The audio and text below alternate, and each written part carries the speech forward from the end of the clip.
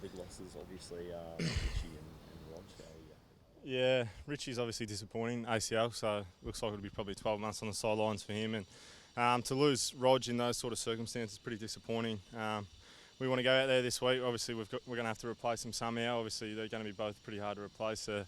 Two sort of our core senior players, so both in our sort of captains group that we have. So they're going to be hard to replace, but I think it gives an opportunity for a few young blokes to come in. I'm not sure who they're looking at, but it might give an opportunity for a first year key defender or someone like that to come in, and then also a running mid as well. Disappointing to lose Rog in those sort of circumstances, being a leader and being a fairly intense. Yeah, I think he sort of had a brain fade there at that time, and obviously we'll cover it off yesterday, and we'll probably get touched on again today. But probably a little bit disappointing the way it sort of happened. But I think he'll learn from that now, and moving forward, hopefully we won't have any more incidents like that. Young guys, you said it's a good opportunity, but it's a big opportunity. It's a big step up, isn't it? Yeah, obviously Port Adelaide, they're in pretty good form at the moment. They're coming off a 6-day break as well, so we've got to go over there. We obviously know that they've talked about their run and their style, and we probably got left a little bit flat-footed on the weekend down the coast against the Suns. So we've got to come out and make sure that we look to run, and we've got to body up in the contest. We got smashed in contested footy last week, so it's a key focus for us this week. Is it something the coaches sort of rigged the news a bit? Yeah, I suppose any time that you lose contested footy by 40 odd, it's concerning, and hopefully it is a one-off, but we've got to go out there and prove ourselves this weekend. And the Suns, to their credit, were outstanding in that area, and they really bullied us around the footy, but also got us on the spread. Quite a few negatives. What are the positives? I think we showed in patches that we can play the way we want to play it.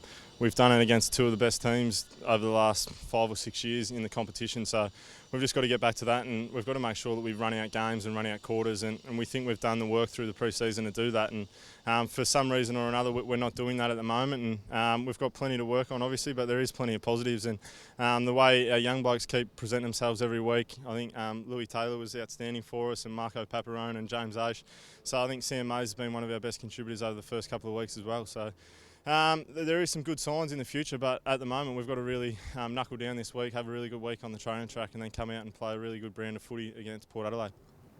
You can't be against one of the guys that left at the end of last year, Jared Pollock. The Port have come out and said they expect you guys to target him, whether that's verbally or physically. Do you put a bit of extra sort of into him? I don't think so. I think that they're a pretty good team all round at the moment.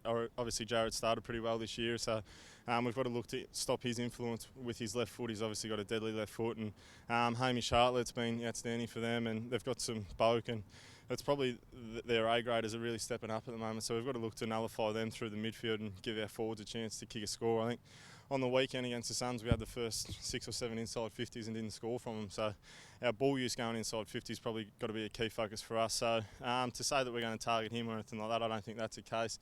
We've got to more focus on what we've got to do right to improve us as a footy team. Is it frustrating that he's played perhaps 3 better games at his new club than he managed in 3 years up here? Yeah, a little bit disappointing. Obviously we would have loved to still have him here and playing for us, but that's the circumstances. He chose to go home, so he's got his chance, and like he is a 4th year player now, and he was a round 1 draft pick, so we think that what we've replaced, we've obviously got James Aish and kids like that coming through, so it's more important that we focus on us now and not worry about the past and what's happened.